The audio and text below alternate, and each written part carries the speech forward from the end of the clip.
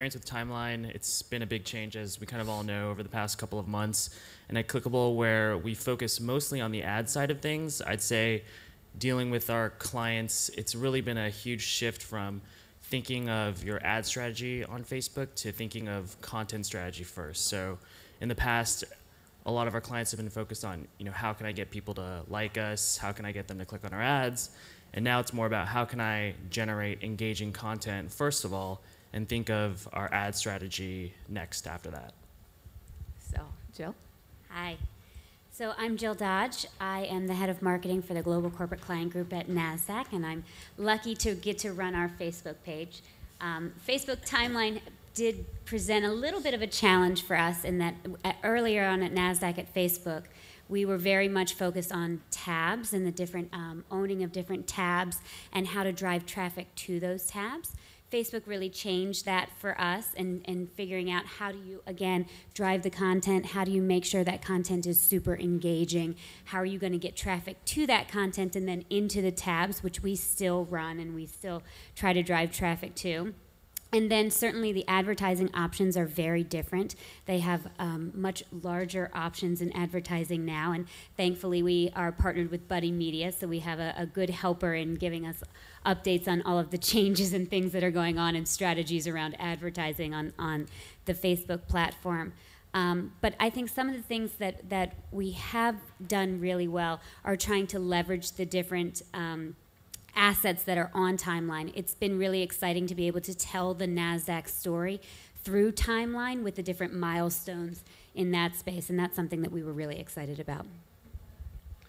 Hi, everyone. Good morning. I'm Julie Fagenbaum. I'm the Vice President of Brand and Social Media for Open, which is the small business division of American Express. And for Open, my team and I manage both our Facebook page and our Twitter and other properties that speak to business owners who are our customers, and then also we manage the ones that speak to consumers who we're trying to encourage to shop at small businesses, and that's under the umbrella name Shop Small or Small Business Saturday. In terms of Timeline, I'd say a couple things. The first is that it looks better, right? So if you go on Timeline, it's like better for your brand. It's a beautiful picture, it's a beautiful homepage, it looks less like typeface and more visually appealing. And that's good, I think, for brands in general. We can sort of convey our message more quickly because there's a photo there. The other things that's interesting is they've put in a more prominent position things like the tabs. So for us, especially on Small Business Saturday, we're using that page almost like a website homepage. So it's really less about the feed and more about how you get to different pieces of content that we've built in there. Like for Small Business Saturday, for example, if you want to shop small and you don't know where small businesses are near your neighborhood, we have a little directory. You could type in your zip code, et cetera. And those kinds of things were hard to find previously because the tabs were hard to locate. But now they're much more front and center, and that makes it easier to push your content out through that page. Just the last thought that I leave folks with is there's not that many visitors to those pages. So, although the Timeline was a lot of work for us, and I'm sure everybody on this panel to make happen and to keep up, largely people like your page and then don't come back. So they see you coming up in their news feed, but it's not something that's visited that often. So it's sort of something to keep in mind from an eyeballs perspective. Hello, everyone. I'm Fiona Gill. I'm the Vice President of Client Services at Performix. Performix is a performance-based marketing agency. So what that means is we've taken that auction-based environment that you might find in paid search or in display, and we've applied it to Facebook. And so we engage like Clickable very much in the ad side of the business. Since Timeline is really the hub of all brand activity, it's really important for us to understand what's going on there within our client base and brands. And there's two things I'll say that are pretty exciting for us. So one is we work with a lot of direct marketers and a lot of longtime catalogers and brands that have really great stories about how they evolved. And Timeline is a great mechanism for them to be able to articulate that story in a very dated fashion, which for that particular fan base or user base is really, it really resonates with what the brand represents and what their customers like about their brand.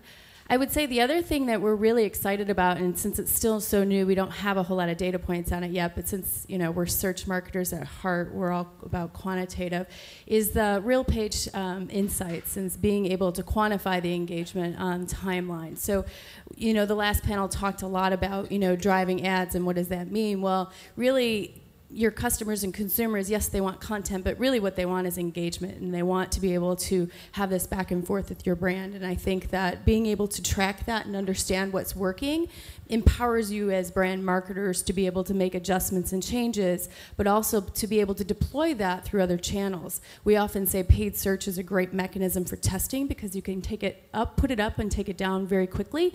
I think timeline is another way to be able to do that, even a little bit more organically. You can test some different features or different things about your product or brand and be able to measure that and understand what's resonating with your customer base. Breathe. That was a long sentence. I could have done that myself. I guess it's my turn now. Yeah, it is your turn, Jeff. Okay, so I'm Jeff Ragavin. Thanks so much for having me, Kathy. You're welcome. I'm the co-founder of Buddy Media. Most of you probably know who we are. We've been around for the last 5 years.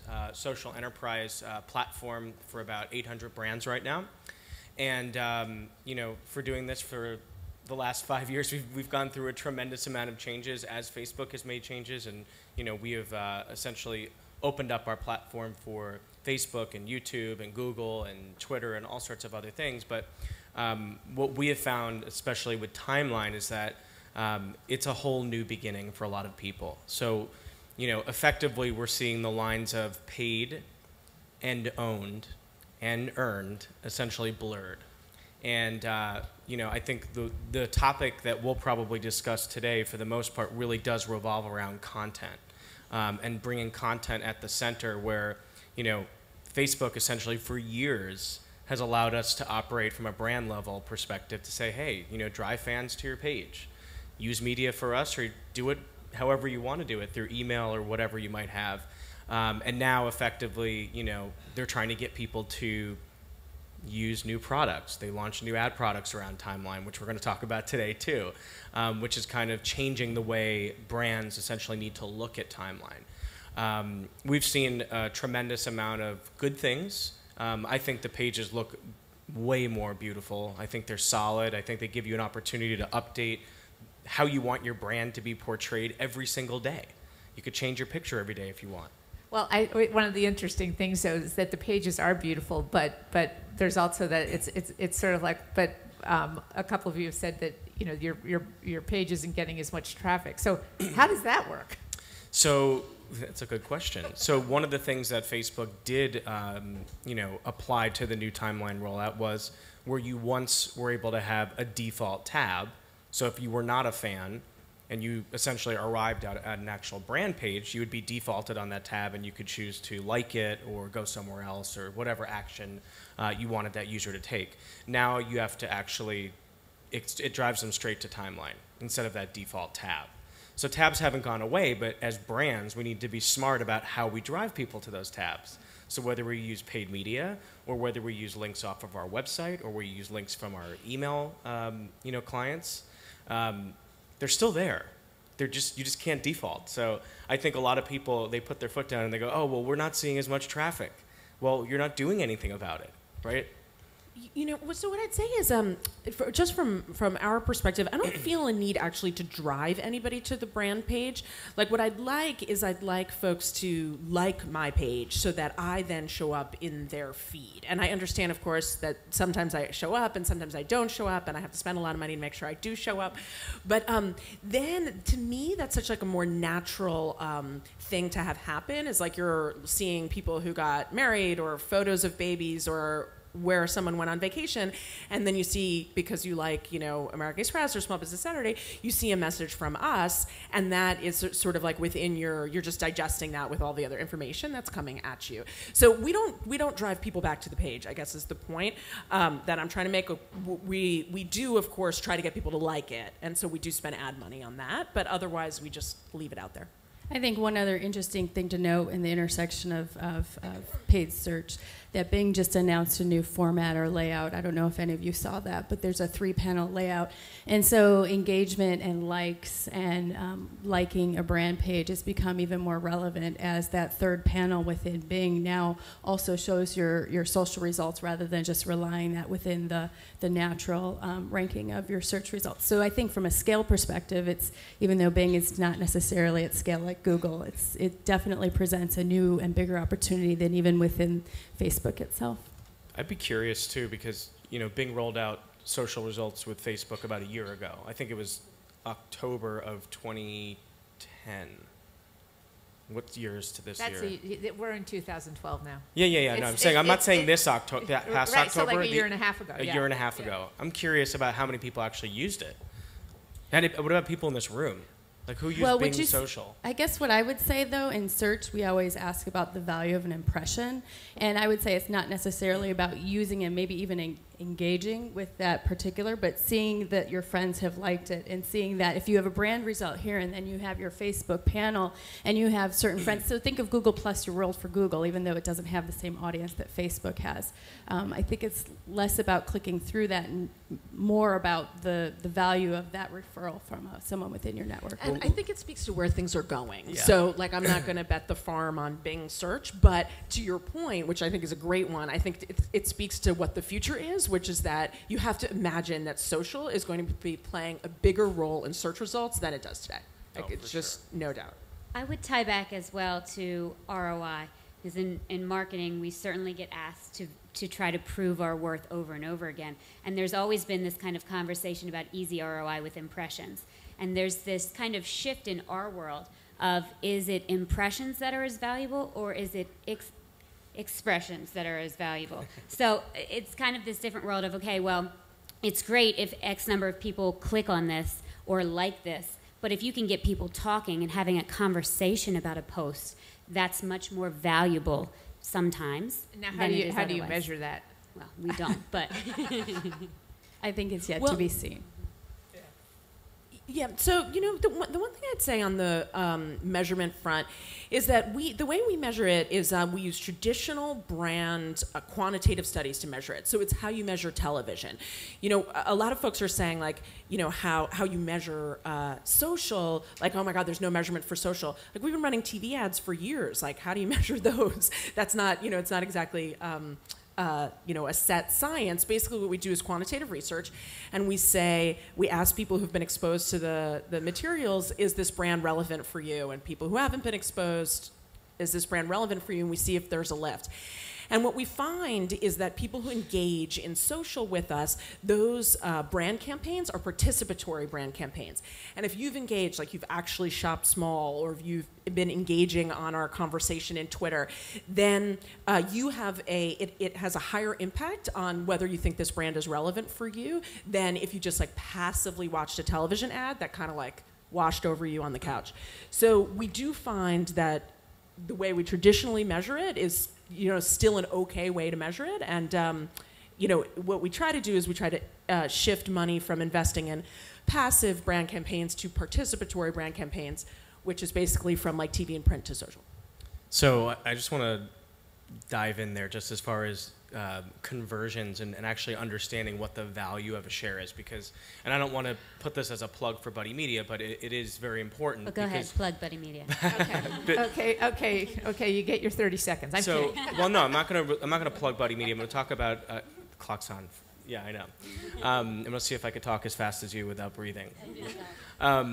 There are retailers out there that essentially, are tagging their site. So they're actually putting it. We have a product called Conversion Buddy, right? It actually tracks ROI. It tracks what is the value of a share, what is the type of business that I'm getting back from people sharing on Facebook and Twitter. So if you look at companies like The Body Shop, on all of their product pages, they will have, share this on Facebook, like this on Facebook, share this on Twitter, share it on an email. And some of you are friends with me, but on Facebook about a week ago, I shared this product from The Body Shop. It was this, it's a hemp body wash. It's made with hemp seed oil. It's really a great product. I'm really serious. Like, you guys should check it out. But I posted it on my page, and I had like 35 comments. And, this girl that I went to high school with, her mom was like, hey, I went to the mall, and Body Shop was closed. Where could I get it? I'm like, buy it online, But they're measuring now. They're able to see what are the top products being shared. What is the conversion that we're getting from social? The day I shared it on Facebook, they had like 20 purchases just from me sharing it. Right? So you can do this even if you're not a retailer, if you're tracking leads, you're tracking email captures. Like, you can track the value of a share without saying, yeah, let's just spend money and not know what the hell we're doing, right? Because we're 5 years into social. Like, we've got to get smarter on how we actually utilize that money and put an ROI next to it, Well, one thing I wanted to also dive into a little deeper, and Patrick mentioned it at the beginning, so we'll start with you, but was just how your content strategies are evolving and what you've learned so far on what the idea of compelling content on Facebook is as compared to what it was before Timeline.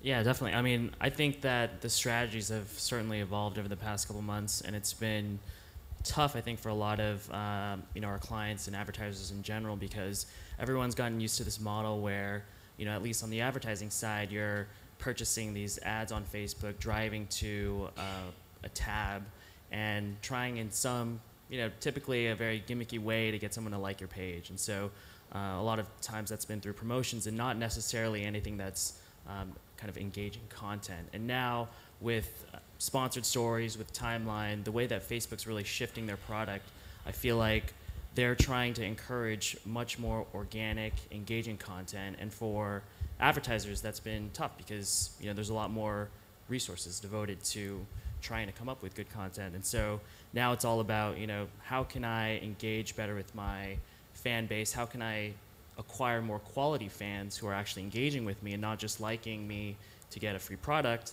And then how do I keep appearing in their news feeds through getting them to click on my content, comment, and increase that edge rank between my fans and my brand? Yeah, one of the things that I agree with you. One of the things that we've seen work really successfully is making it really easy to participate in the content. And so we do things like fill in the blank Fridays. So our audience are small business owners. And so what we'll say on Friday, it's fill in the blank Friday. What's the most outrageous thing you've ever done to please a customer? And we get tons of responses back from that. And we also do, it could be Tuesday, true and false. One day, I think it's Tuesdays, and we do the same kind of thing. So, true or false, the customer's always right. Something like that we'll put in, and people write a lot of comments. And what we find is that the easier we make it for people to participate, the more participation we get. I think it probably goes without saying, too, that video or pictorial assets tend to drive more engagement as well. So, yeah, I think, one takeaway for all of us, and not just on the brand side, but on the agency side and people in general, is content powers connections, period, right? And when you look at some of the brands out there, like if you look at Dove, they're not selling soap, even though they are. They're really selling beauty, right? And if you look at Apple, it's like, well, they're not selling phones, they're selling technology and innovation, right? And if you look at Starwood, they're selling lifestyle, even though they're trying to get heads in beds, right? So it comes down to powering your connections with good content, because when you power your connections, they essentially will then turn those into conversations. And that's how you really get into the social graph. And I think it's a very difficult subject matter to figure out, what is it that really resonates with my clients, right? Or my customers. And I did this last week. I was just telling Gill this earlier before we came to the stage. I actually have a page called Jeff's Weather. Now, believe it or not, I was supposed everybody, go to Jeff's Weather. I was supposed to be a meteorologist, for real. I actually went to school to be a weatherman. Didn't happen, obviously, but I do have a fan page that I just kind of test stuff on. And I bought all these ads last week, just testing this out. And what I found was, by utilizing paid ads on Facebook, I was able to determine what people actually wanted me to talk about. So I kind of did a reverse engineer. So I took the highest click-through rate for an image and the highest click-through rate for copy, and then I used a status update on the page, and I got 30%. There's only like 1,200 fans, but I got 30% engagement. For a tiny page, it's not that, we're talking 1,200 fans, not a lot, but it's really interesting as a tactic to take away from, hey, maybe if we do some paid testing, especially what you guys do so much, we could learn what works on our own channels by using media. A lot of people aren't thinking about reversing the process. Yeah, well, I mean, one thing that question that sort of brings up is, that it seems like you absolutely have to invest more money in Facebook now. You have to kind of go the paid media route, and that's a big change. I mean, is that really true? Are you completely done on Facebook if you can't, use Reach Catherine, Generator? Yeah. Here's a very simple a question. Do you use email at MediaPost? Like, do you guys send out communications? Yes. I know, I get them. And do you pay for them? No. Would somebody pay for them? Not me. Okay, but it's not coming out of my checkbook. But it's just no. Email technologies, right? People send out millions and millions of emails as retailers. It's not free, right? They have to pay for it, yeah. Right? And with Facebook, they've really given us the opportunity to evangelize their platform for many years without paying for it. Now it's like you've got millions of fans and you want to get your message in their, news feed. Well, use their ReachBuddy tool, which has nothing to do with us, by the way. And get 75 to 95% in the news feed. But I think there are some non-paid opportunities as well. So there are offers that you can post, or just even having relevant content and offering surveys to drive engagement. And again, going back to that real-time page insights, then you can understand what content is relevant and then optimize for that on the page. However, I do agree with Jeff that, from a paid media perspective, Facebook is quite affordable. And I'm not even necessarily advocating Reach Generator. We don't actually work in that realm either. But if you look at page posts or something like that, it's a pretty reasonable CPC, and it's a way to continue to engage fans that you already have existing or those within your network. I think a lot of people, though, are talking about how much more expensive Facebook is. Yeah, I mean, I guess part of the question is, how many people are spending more money on Facebook since Timeline? I mean, do you guys show of hands? Yeah, Jill, we you are. Yeah, Okay. I mean, we certainly are, but I don't know that it's necessarily that you can't do Facebook. You can't use Facebook in affordable options. You can't do it with no dollars if you wanted to. Sure, you can. The difference is that they have now increased the amount of opportunities that you have to do this. And yes, those opportunities, because they are so much more valuable, and now Facebook is more focused on advertisers specifically and brands specifically, where before they were about the platform and the purity of the platform and these honest conversations. Now they are generating revenue, and that's the key driver for their business. So yes, there are more expensive options that are available, and those more expensive options are highly promoted by Facebook. And the timing was exquisite. Isn't that amazing how that all worked out? Yeah. I personally can't talk about that, but yeah, I know you can, quite Jill, lovely. but anyway.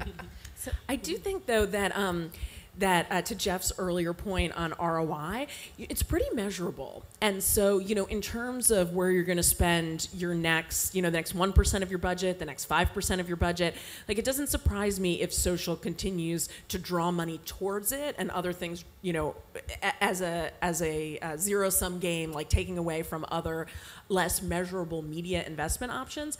So, to their credit, what I would say is, if you're making it measurable, then you're going to get more of the marketer's dollar. And so, kudos to them for providing a lot of the back-end support for why people should invest.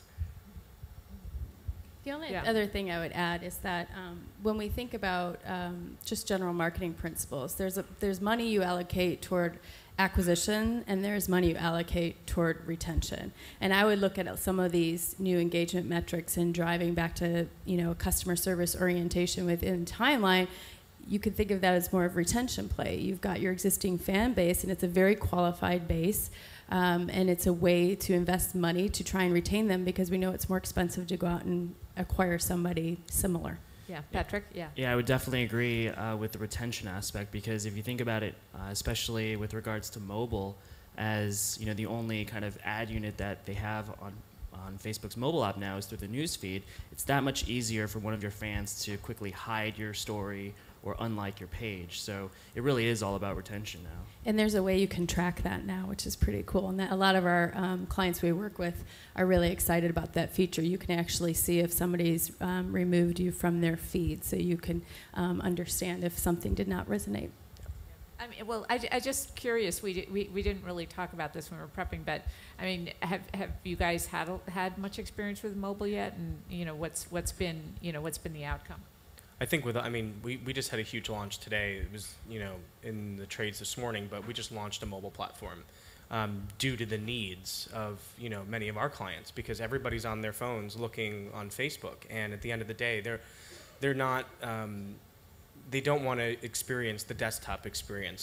So like they're not going to tabs, okay? Half of the phones you can't even get a tab on there. So we essentially launched this platform where brands can now create mini content, social applets. Like it could be a poll or just a video, and it looks very natural, like right in the news feed, and it's native to Facebook. So mobile is, it's the biggest thing. Finally, I think everyone for the past 5 years keeps saying it's the year of mobile.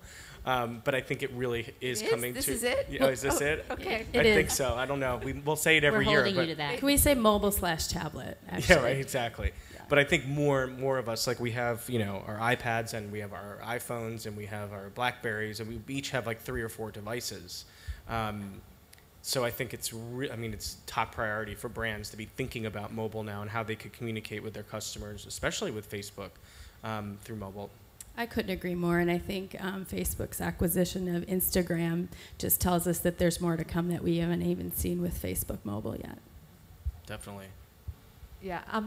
Well, one thing that I wonder about is this is also new, and there's a big learning curve. To just get used to timeline for brands. So, how much help is Facebook providing in that regard? How much are the Clickables and the Buddy Medias of the world the actual tutors of timeline? And, how do you get as much learning as you can, out of both people at Facebook and also externally from other sources?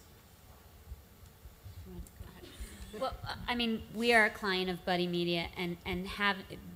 I'm not just going to plug Buddy Media just because Jeff is up here, but they have been really helpful in teaching and training us. They do web seminars, they do in-person training. You can call any of them at all times, day and night, and they will help support you in figuring out what's going on. So they've been a tremendous asset for us in figuring out, what do we do here? I don't understand. Here's all these changes and these new ad things. What am I supposed to do? But not just telling us, helping us with strategy and how to move forward, but actually the execution of new advertising opportunities, because those are all different as well. It's not like just going into your page now and setting up your own kind of mini ad and pressing go when you're spending the types of dollars that are required for things like, log out landing pages and whatnot on Facebook timeline. Facebook has been sometimes helpful and other times not. I think oftentimes I see little smiles all across the panel. I think oftentimes it depends on how much money you're spending, because you can get a designated advertising rep on Facebook if you're at a certain dollar amount of spend, and when you're at that dollar amount, they're very engaged and they're very supportive. I don't know what that was like before we were at a certain dollar amount, because we didn't have an actual Facebook rep at the time, and so we relied entirely on resources like Buddy Media to help us move our strategies forward. What I'd say, at American Express, we partner really closely with Facebook, and so they've been extremely helpful to us in optimizing all the different pages across Amex. But one of the things that we do in Open for our small business customers, last year we ran this contest called Big Break for Small Business, and you could enter and you could win a trip out to Facebook where you could optimize your social media marketing with experts from American Express and Facebook. It was like a 2-day trip. And what we found, like through doing that and through live streaming some of the sessions and through webinars that we did afterwards, is that business owners obviously don't have the luxury not only of not having a Facebook rep, but actually many of them not even being able to afford agencies.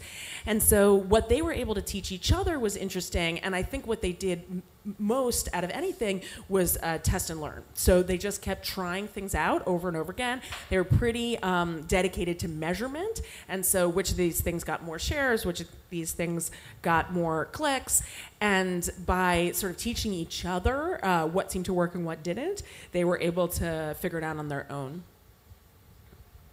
So you're on your own. No, I'm kidding. I wonder how many people here feel a little bit lost now with Facebook. Oh, you guys are Everybody all feels good. they're You're so experts. savvy. They like it. They understand understand the whole thing.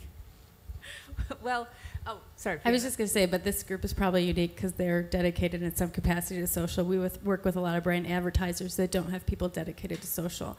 And so in those cases, I think it is paramount you have a good partner to be able to kind of train and educate and keep you up to date on what's going on. Yeah, I definitely agree. I think that Facebook changes so quickly and all the time. Even over the past couple of months, we've seen so many big changes. And the thing is, I think with Facebook, you know, they're trying to please not only the advertisers out there, but also their user base, which is extremely important to them. So, you know, it's going to be tough to rely solely on Facebook as an advertiser to kind of help you out because they're not always thinking about you. You know, it's just like Google back in the day when they introduced huge changes in their PPC products. You know, they don't always care about the advertisers. You know, they want a good user experience, and that's going to be tough to navigate. Yeah. Which is why it's so important to come back to the content, you know, piece. It's like if you don't have good content, you're toast, right? No one's gonna engage with you, and people are gonna, you know, unfan you or unlike you for that matter, and then you've lost people. So, Jen. Yeah, I would just say that I totally agree, but I think that content, like sometimes when I hear the word content, I think of articles, and it's just like much broader than that. And so, like you were saying on photos and video, or like what we do, which is just pose a question and try to get people talking to each other. So I think that when that's you say what I mean by content. yeah, like, exactly. content Just is very thinking broad, of it, right? Exactly. Thinking of it broadly, picking a theme, and then like thinking of all the different ways you could address the theme. So I think if you were to kind of categorize content, it's content that's engaging. So it's not just something out there, it's something that's drawing them in and making them step up and actually make a comment or say something. Yeah, I mean, let's just take like today, right? So there's massive rain coming in the next 2 hours. Yes, Meteorologist. yes, Mr. Meteorologist. For real, it's coming from the south. I actually tweeted it just to let everybody know, like, hey, if you're coming to OMMA today, like, you know, bring an umbrella.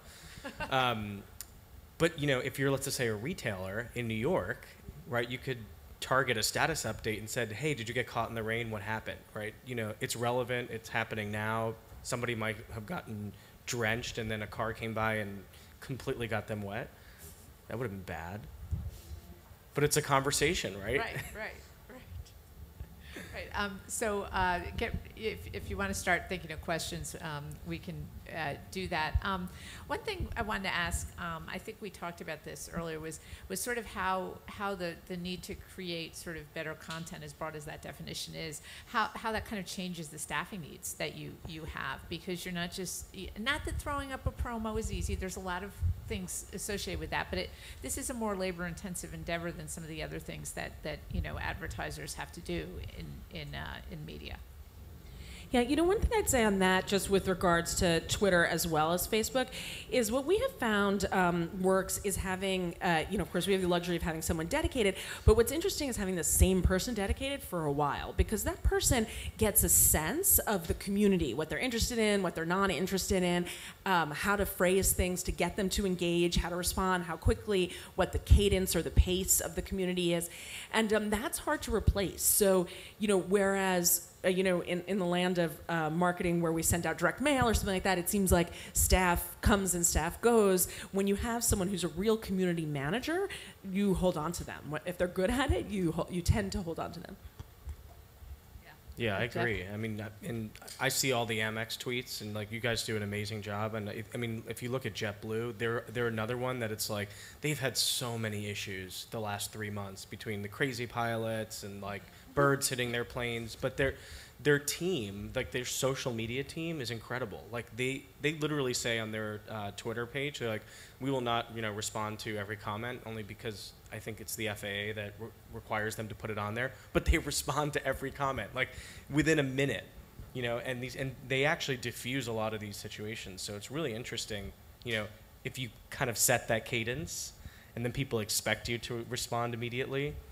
You got to have that person there. I think it goes back to acquisition versus retention. And I think earlier in the earlier panel, they were talking about how do you scale that one-to-one interaction. Well, isn't that why we created call centers? isn't that why we scale different ways to engage with your customers? So this is just a different mechanism and a different investment.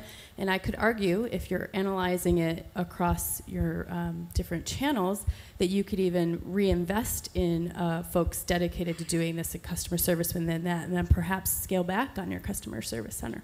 Yeah, okay. We have a question here, Rob. I have a question. Yeah, wait till the mic's at you. And if you could identify yourself, that would be great. Thank you.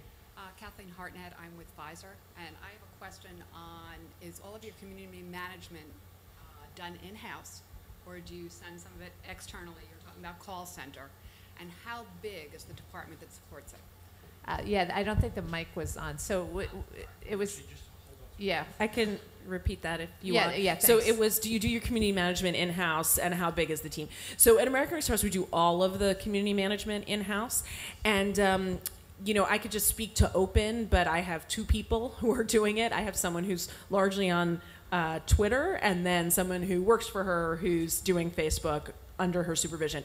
And the one thing that I would say for other brands in the room, we work like hand in glove with the PR and the legal teams. And so these two are trained by PR and by legal. Anything that's like could be, you know, controversial or worrisome or whatever, they immediately kind of have someone they can call who's also on call 24/7 to answer that kind of thing and make sure that it's done, you know, in an appropriate way. And you know, we have, because we're a financial services company, we have a lot of regulations and privacy and things like that. So we try to just make sure that everything's compliant. Oh wait, yeah, wait for the mic. Yes. Yeah. So Do you also everybody do can hear you. moderation that way? Yes, we do all of it in-house. And you know, someone said in the previous panel that it adds to authenticity. I really couldn't agree with that more. I think it's just a very authentic voice if you're sitting there, you know, if you're the brand and you're doing it yourself. Yeah. Okay, another question right here. Thanks. Hi, Piper McIndorfer from Vinda. I have a question for all the panelists, whoever feels like they can answer it the best. When do you focus on acquisition type content as opposed to activation type content? In your own opinion, when do you think it's ready to focus on acquiring a healthy fan base as opposed to having those fans take some kind of action? We just did a survey about customers that have liked, and a good majority of them have an expectation of a fairly quick turnaround in terms of engagement. So I guess I would argue there's no stop and start, that they're both a little bit evergreen. Now, their campaigns may not be evergreen, but I think you should have something evergreen to address both aspects of that. Yeah, and I would say, just bringing it back to timeline, because that's what our whole panel discussion is about today, there are limitations of what you can do now where you can't actually have offers or contests or anything like that in your main image or on that main page. Like, you have to still use tabs to drive people there. So, I mean, in my opinion, I think that what you want to do is you really want to acquire people who really love your brand and want to communicate with you, and then activate them, you know, once they're in there, then activate them. But again, you could have, you know, you might want to do a quick activation program for something where you're driving them elsewhere. What do you think a healthy fan size, like if you have a potential reach of a certain number, what percentage of that potential reach do you think is your critical mass or your healthy fan size to start really engaging, not engaging you and engage at all levels, of course, but activating them? I think it's a loaded question, right? It's so different for every single company and every organization, right? So if you look at something like Fresh Direct, who's a local New York, you know, provider of, you know, home delivery, I think they have like 30,000 or 40,000 fans. That's a lot, considering they're a local business. Whereas if you look at something like Macy's or Bloomingdale's, where they might have millions and they're, you know, national, it's a little different. So I think you have to look at, you know, each client. Like if I was Fresh Direct, I'd say, yeah, 40,000 fans, like that's a great time to activate, right? People who they obviously like Fresh Direct because they've ordered from them or want to order from them. I would agree with Jeff, but I do think if you're thinking about this as it relates to the syncing with Bing, I do think there's some critical mass numbers that will be required in order to have that kind of relevancy up there. I don't know what those numbers are yet, but I think that with some research, you could probably get an idea of what that would be. She loves Bing. I love search. Oh, we have another question right here. Hi, this is Vikas from Publishers Clearinghouse. I have a question. Have you seen your clients using Regenerator, and are they getting value out of it? And do you have any idea of like price model Facebook has for it? What was the last part? The price model Facebook has for Regenerator. Yeah, so the price model is basically either on a CPM or a CPC basis, and it varies tremendously across different companies. But we've had clients that have used it and have seen great success. Especially when it melds right into the news feed. I mean, it doesn't really look like an ad. It'll say featured. It is labeled though, right? It says featured, yeah. But I don't see many of them, I must admit. Yeah, I've seen about 5 or 10 in the last couple of weeks, but not an incredible amount yet. I think it's still kind of permeating through. People are still, they need help. They need to understand how these products work. So it's just like with anything that's rolled out, you're not going to see it, tremendously right now. I mean, I think I saw the other day that they were testing models with actual users that you can actually pay for more engagement, for posting, like you and I. Yeah. Which I haven't actually seen, but that's pretty cool. I think it's testing in different countries. I don't think it's here yet. Yeah, I haven't seen it, but I've heard about it. Right, and what the guarantee is that it's gonna get in front of 85% of your fans in a month? They said 75 to 90% or something. Oh, like okay, that, okay, yeah. Do you have any? But if you can guarantee that reach, like why not? Yeah. Right. Yeah. I mean, you probably won't be able to do it all the time, but for big tentpole, events or big promotions that you're doing. Yeah. Guys, we have a question to your right. Oh, wait. Oh, yeah. Okay. Right there. Thanks. Hi, I'm Aubrey. I'm from HarperCollins. I just wanted to get an idea of what you guys think, how Open Graph API and the power of that versus just a like or a share, kind of integrating that. And obviously, it's a publishing company, so those kind of actions are interesting to us. And I don't know what you guys think of the future of that and how it integrates. Do you want me to answer that? Okay, so I think the Open Graph API is super powerful. I think you could do a lot of amazing things. I think at the same time, you also are fundamentally also in a bad position with it. So if you look at many of the publishers that have already used, the Open Graph API, like the Guardian or the Washington Post, it's been somewhat of a nuisance for users because what they do is they see these stories in the top part of their news feed, where it says, Kathy just read plane crashed in Russia carrying, 200 New Yorkers. Well, it was from a year and a half ago, right? It's not relevant news, but Kathy just read it the other day. Yeah. So, that does happen to me, by the way. It's really it happens to me all the time. It's embarrassing, but anyway. But you get these stories that are essentially percolated to the top because your friends have read them, but they're not relevant. They're outdated. So if you look at some of the big publishers like the Guardian, they ramped up with Open Graph. It was amazing, millions and millions and millions of views. And then if you look at today, 9 months later or 10 months later, it's substantial down here. So I think, if you're going to use Open Graph, you got to be really smart about how you're using it. I think Pinterest, one of their big kind of hockey curve moments has been because of the Open Graph implementation. So you did it, and then all your friends did it, and then all of a sudden you've got 750 people following you on Pinterest, and you have no pictures pinned, right? So, it's the same thing. I mean, we see it with all of these Open Graph applications. We just have to be smart about it. And you've got to be careful. A lot of people just click on allow access really, really easily now, and until they're like, oh, what is this social cam thing? Everyone's posting videos all of a sudden, right? Right. It's very weird. What is this? So I think we're going to have to wrap it up. So please give a round of applause to the panelists. Now we have a 15-minute